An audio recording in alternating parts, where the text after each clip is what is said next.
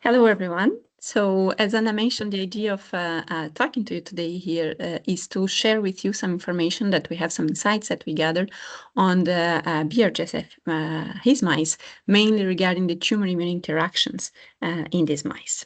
So I believe I don't need to say that the immunotherapies have changed the way that we treat cancer. And among the different strategies that have been used and investigated to treat cancer, there is the therapies, the therapeutic approach that aims at repolarizing the tumor microenvironment. And if you want to test therapies that aim at this repolarization of tumor microenvironment, it's important that we have models, preclinical models that enables us to test these therapies in a context where we have both lymphoid and myeloid cells, as these therapies, they target sometimes lymphoid, sometimes myeloid cells, and sometimes even both cell compartments. So if we talk about humanized model expressing both lymphoid and myeloid cells, the most commonly used models that expressing lymphoid and myeloid cells are the NSG-SGM3 and NOG-XL.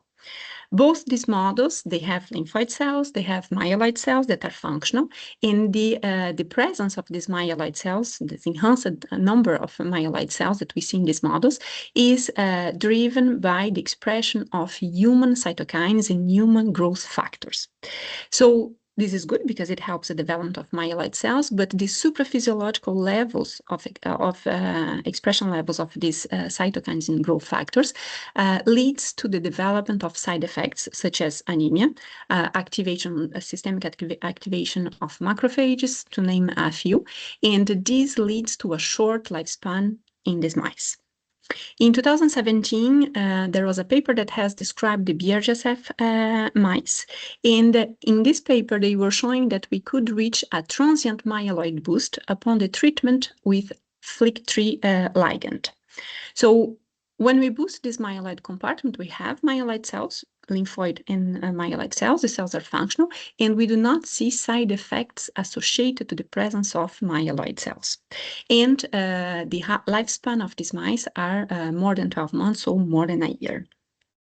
Most recently, the NSG and NOG have new versions where they also have the FLT3. The difference here is that the FLT3 is constitutively expressed, and the expression is driven by human promoter or KIGE promoter, depending on the model that is being described here. So these mice have been reported to have human myeloid cells that develop as well, but in these reports, it is shown that there is a decrease in between 12 and 18 weeks post-engraftment, depending on the model. And the half-life still needs to be followed because these are recent models, but they live at least for 5 months. So if we come back to the BRGSF mice, I mentioned to you that there is no body weight loss. And here there is an example of that. So here we are comparing the NOG-XL humanized mice and the BRGSF humanized mice. As you can see here, after the engraftment with CD34 positive cells, the NOG-XL mice, they show a drop in the body weight, while the BRGSF, his mice, with or without treatment with FLT3, do not show this phenotype, this reduction in the body weight. But what is this BRGSF his mice? So the BRGSF is a model that has been developed onto the biopsy genetic background, and as the NSG and the NOG, it has no murine, B, T, or NK cells. It has the SIRP-alpha from NOD origin, and the main difference here is that we have the FLT2 mutation. So these mice are knockouted, the gene FLT2 is knockouted, and this leads to a reduced myeloid cell compartment in these mice.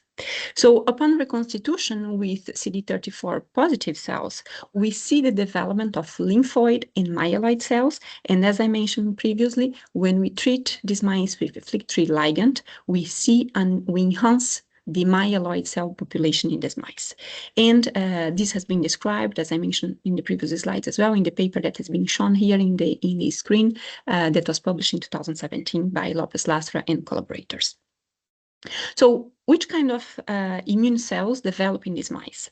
So here we have a snapshot on lymphoid cells in this slide. So we have B cells, and as you can see, we have, when we look at the blood of these mice, we see that we have different subsets of B cells, and when we activate splenocytes coming from the BRGSF his mice, we use a cocktail here to induce the class switch. We can see that we have the class switch in these mice here, suggesting that we can induce then this class switch and these B cells are functional. Regarding the T cells, we also find CD4, conventional cells, Tregs, and CD8s, and also gamma delta T cells, which are rare in humanized mice. And when we look at CD4 and CD8, we also see different subpopulations as expected in these mice, in the BRGSF his mice. I'm going to go back to the T cells. I'm going to mention some more during the presentation. So what I mentioned that one of the main differences of the BRGSF his is the FLIC2 mutation. So what does this mutation do in these mice? So one of the things, as I mentioned before as well, is that we have the reduced murine myeloid cell population. So to see that, to investigate that, we have compared BALB/c mice and the BRGSF his mice. And as you can see here, we are looking at the numbers, absolute numbers of murine CD45, so mouse CD45 positive cells, murine monocytes, CDCs, and PDCs. And for all these cells here, we see a drastic reduction in the number of the cells. When we look at neutrophils, we do not see this reduction, and our hypothesis here is that FLT3 is not implicated in the differentiation pathway of neutrophils, explaining why we do not see this reduction here. And what was interesting to see as well is that when we treat these mice with FLT3, we do not see the increase in the murine myeloid population, so monocytes, CDCs, and PDCs, and we do see, however, some effect on neutrophils. So what happens when we treat these mice then with human FLT3, so FLT3 ligand? What happens regarding the human myeloid cell populations? So as you can see here, so the treatment with FLT3 is administered during a week, so every 2 to 3 days. It's intraperitoneal injection. And as you can see here, after the treatment, this boost with FLT3, we do see an increase in myeloid cells. Here we are seeing as well an increase in CDCs and PDCs. And this is not only in the frequency, but also in the number, in the absolute number of the cells here. And in a joint work with Roche, we were able to see CDC1s and CDC2s in these mice. And the percentage of the cell, the frequency of the cells was increasing upon treatment with FLT3. Similarly, in this paper here, we could see that monocytes were the total number and the percentage of these monocytes were increasing in bone marrow when the mice were treated with FLT3. So these human myeloid cells they develop, are they functional? So the answer for that is yes. And we actually had a paper that has been published last year where we were showing that the human myeloid cells, they contribute, they have a key role in the induction of cytokine release induced by biologics. And just to make a long story short, what we were able to show in this paper here is that the human myeloid cells, they play a key role in the nature, the magnitude, and the kinetics of the cytokine secreted, but also in the clinical signs associated with this release of cytokines. So here we're looking at body weight lost and body temperature drop as well. And what was interesting to see is that the response of the cytokine release induced by these biologicals was really biologically specific. So we didn't have a random and systemic, a generalized response to compounds. Every compound that we tested had a different response, a different kinetic of cytokines that have been secreted. So the idea of this webinar today is to share with you the findings that were published recently in this paper here that was published in the Frontiers of Immunology and just came out in September. And the question that we asked before writing this paper was if the human immune cells that develop in the BRGSF his mice, they could be recruited, if they could differentiate, and if they could be polarized as well in the tumor microenvironment in these mice. So before going into this investigation, one of the key things that we wanted to check was if the BRGSF his mice was enabling the engraftment of different CDX. So we tested different cell types here, tumor cell types. So we had the HPAF2, so a pancreatic tumor model, MDA-MB231, triple negative breast cancer, and the A549, which is a lung cancer. And as you can see here, for the different cell lines that we have tested, we have 100% of take rate. We tested different donors and different mice per donor, and each color that you are seeing here is a different donor. And as you can see, the take rate did not really depend on the donor, and the growth curve was also little to not dependent at all on the donor. So what about the cells that infiltrate in the tumor microenvironment?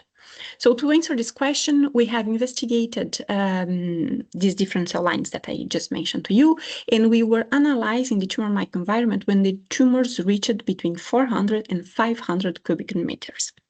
Here, when we look at the MDA MB231, we can see that among the immune cells that were found that were infiltrating the tumor, we had 70% of cells from human origin. When we look at HPAF2, we could see that the human cells were 30% among the human immune cells, and the A549 were 40%, so human cells were 40%, while the murine cells that were immune cells that were infiltrating were 60%. So we focus then on the human cells that were found in these tumors, and we were looking at the different composition, the composition that we had in these tumors. So as you can see in MDA MB231, as described in the literature and is also known for triple negative breast cancer in the clinic, there is a good amount of myeloid cells. So here in this model, at this time point, we had about 58% of cells among the human cells that were myeloid cells. We could also see BT and NK cells, but again, myeloid cells were the majority of the cells infiltrating this tumor at this time point. HPAF2 had a different composition, so we basically had mainly T cells infiltrating the tumor at this time point. Again, we were finding B cells, we were finding NK cells and myeloid cells, but in much reduced frequencies when compared to MDA MB231. And when we look at the A549, we could see that we have the main cells that were present were NK cells and T cells, and we could also find monocytes, CDC1 and 2, PDCs, and neutrophils. So the main conclusion here in this slide that I would like to share with you is that the infiltration of human immune cells in the TME and the composition of this tumor microenvironment is really dependent on the tumor type that we are using. So this in a way correlates what we see in the clinic, because we know that some tumors they are more predominated by one or other cell type. So here we are able to see that we have different compositions, and this is really tumor dependent. So we also know that in the clinic, we have a composition that changes over time. So we have an evolution of this tumor over time. And our question here was, could we also reproduce that in the BRGSF mice? So for that, we focused on MDA MB231 tumor model, and we were investigating the recruitment of immune cells at 3 different time points, so 200, 400, and 800 cubic millimeters. If we focus on 200 cubic millimeters, we can see that we had about 20% of immune cells in the tumor. And among these immune cells, we had 90% that were human immune cells. This frequency reduces over time. So in 500 cubic millimeters, we had about 70% of human cells, while at 800 cubic millimeters, we had 63% of human cells. Again, if we focus on the composition of the tumor microenvironment, focusing on the human immune cells, we can see that the majority of these cell lines are M2-like macrophages.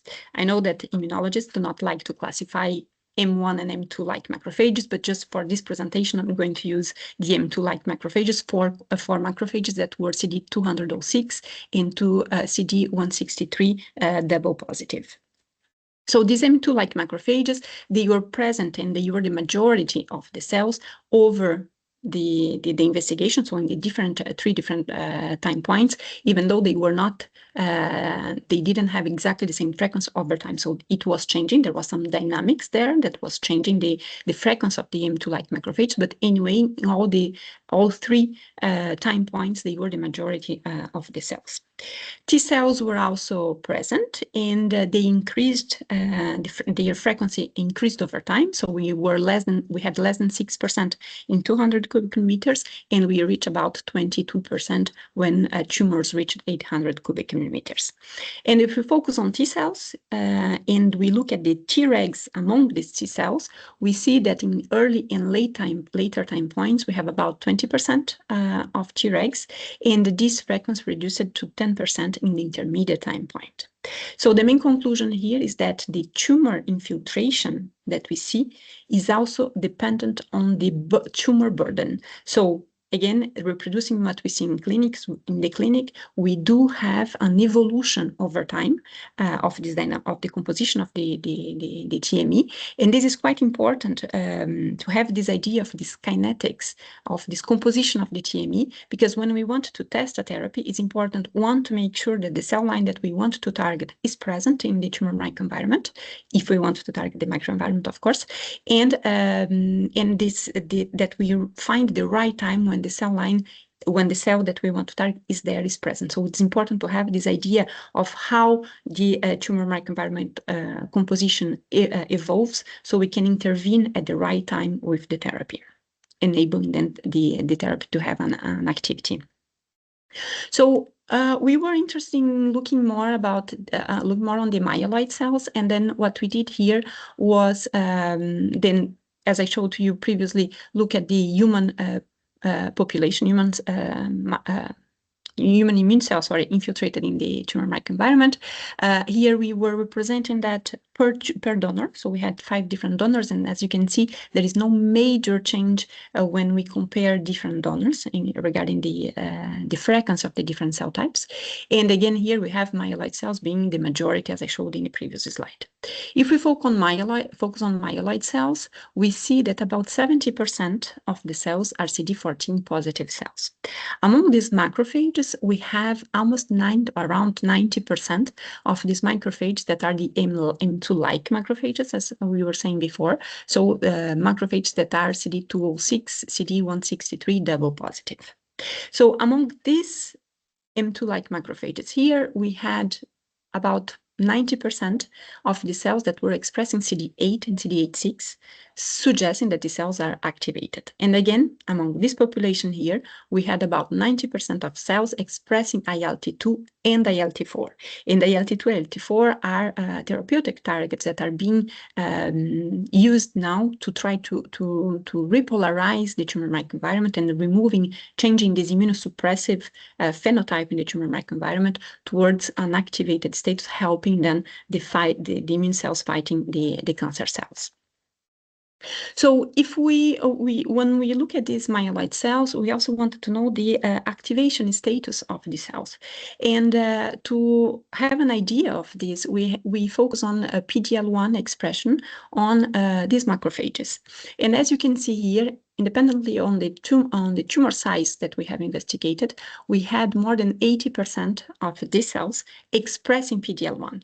And what we can observe here as well is that over time we had an increase in the MFI, suggesting indeed that we have an activation that is this activation is dynamic and changes over time, so the cells respond to this environmental stimulus. So we also focus on the expression of PD-1 on T cells at this time, and here we were looking at on CD8, conventional CD4 in Tregs, and on CD8 and CD4 cells, we can see that we have more than 70% independent on the time point that has been observed. For Tregs, we have at later time points 50%, but in early time points, we have more than 70% of the Tregs expressing PD-1, suggesting again that these cells are activated and are responding to the environmental stimuli. So another thing that we'd like to share with you that was quite interesting to see is that the BRGSF his mice, so in the same MDA-MB231 assay, at 800 cubic millimeters, we could find gamma delta T cells that were infiltrated in the tumor microenvironment. So I briefly mentioned in the beginning, but gamma delta T cells are not very often found, or when they are found in humanized mice, they are very low. They have very low levels. And here in the BRGSF his mice, we are able to detect the cells, and in the tumor, among the CD45, human CD45 positive cells, we have about 4% of gamma delta T cells. And when we look at these subsets, we see that we have V delta 1, V delta 2, and V delta 3. And the gamma delta T cells in general, they seem to be activated as we are seeing that we have about 50% of the gamma delta T cells that are CD107A positive, suggesting them their activation. We also have some data that I didn't bring here in this presentation today, but we have ex vivo data showing that the gamma delta T cells that are isolated from the BRGSF his mice respond to some therapies targeting gamma delta T cells in a similar manner as we see with gamma delta T cells isolated from health human donors. And the next step now is going to be to investigate how therapies targeting gamma delta T cells respond in BRGSF his mice that bears tumors. So talking about therapies, so as we could see that myeloid cells were present, they are being activated, they are being able to differentiate in the tumor microenvironment, one of the main questions that we have is, can these mice be used to investigate therapies that modulate this tumor microenvironment? So here there is an example, a poster that has been presented at the ACR in 2024 by McComics, and what they have described in this poster here is that they had an inhibitor of LIRB receptors. So LIRB receptors are inhibitory immune checkpoints, and they are usually associated with immunosuppressive response in the cell. And the idea of this inhibitor of this LIRB that the McComics was describing here is to induce some immunostimulatory signal and then help the immune system fight against cancer. And indeed, when they use melanoma model, so here the A375, they could see that mice that were treated with their MACO 355 had inhibition in the tumor growth here, suggesting them that this antibody is indeed modulating the tumor microenvironment and then helping to have this anti-tumor activity. So as I showed to you in the beginning, the recruitment and the composition of the tumor is really tumor dependent. So how does it look here in the MDA AMB 231? We saw that we have many myeloid cells that were there. Is this the case for other tumor types? So A549, we have investigated that as well. So a tumor cancer, tumor cell line. And what we did here was also investigate the tumor microenvironment, the composition of tumor microenvironment in different time points. So again, here we use 200 cubic meters, 400 and 800 cubic meters. As you can see, human cells, they were 23% among the immune cells in early time points. They went to 41% in intermediate time points, and they went to reduced to 8% at later time points.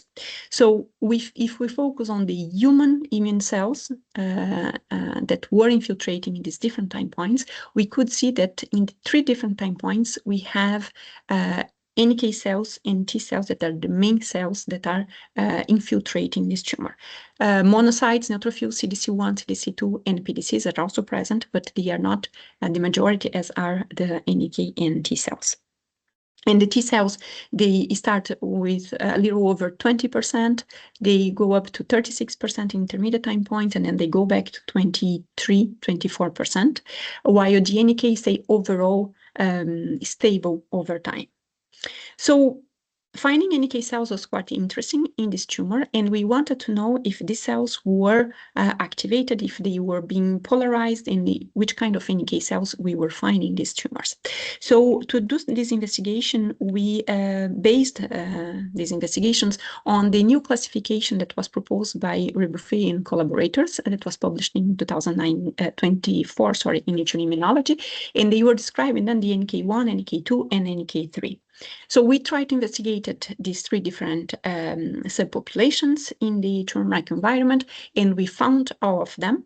NK1 and NK2 were reducing over time. In later time points, they were reduced compared to the initial time points, while the NK3 was increasing over time in these tumors.